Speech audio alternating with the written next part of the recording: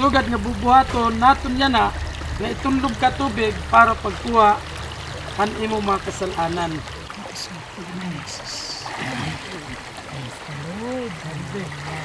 Bautismuang kaya o Diyos, pinaagi sa imong ngalan, sa ngalan ng Ginisos, kapasailuan sa iyong sala. Agot ya Diyos, may kini magakuha sa tanang sala niya, pinaagi sa pangalan ng Ginisos, in Jesus' name.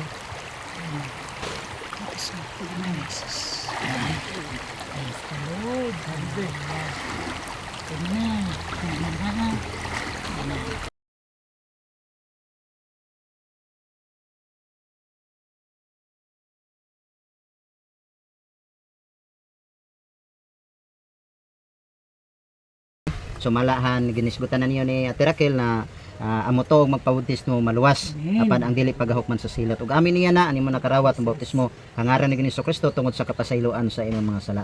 Ang Biblia nagsusumat na dinhi sumala dinhi ha Mateo kapitulo 28 bersikulo 20 asin dinhi nga magatudlo kanila sa pagtuman sa tanan nga akong gisugo kaninyo ug tan-awa ako magauban kaninyo sa kanunay hangtod sa katapusan sa kapanahonan.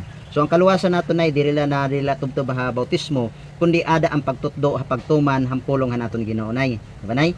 Kay sumala 7:21 diri ang tanan nagatawag ha akong Ginoo maluwas o makasulod sa ginadian ha langit kundi adto nagatuman hampulong o hang kabubuton naton amay na adto langit. So ibig sabihin nay na ang kaluwasan sa tao diri la diha atubtob la dida ang pagbautismo kundi ada ang pagtuman. Pero pakian na dida kun ano naton lat pagtuman kun diri lot kita mahibaro hampulong naton Ginoo. So amay ton na rason na kay ano na siringhan pulong naton Ginoo na tutduan naton hira tutduan niyo hira pagtuman han mga butang nga ginsugo nakon kay kita ako mag-uupod ha iyo.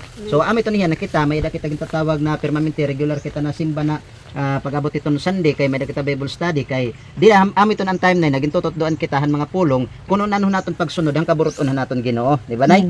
Kay para naton mga binuhatan mainsakto sumala sa pagbuot han naton Ginoo. Amen. So, kung may mga panahon na diri ka man makasimba tungod ani mo sitwasyon kay medyo idaran ka na tapos makuri siguro nimo ginaabat na atong bubuhaton nito dida ada kita hayo balay magba-Bible study kanay. Importante lang na permanente kita makapamati ang pulong naton Ginoo kay siring paman nga ni naton Ginoo Kristo na ang tao diri na bubuhi tinapay la kundi hamatag pulong na nagagula hababahan aton Ginoo. So ibig sabihin para mabuhian naton espirituhanon na bahin kinahanglan kita mamati kita hampulong naton Ginoo na nagtutudlohaton sa pagkinabuhi na matadong kinay.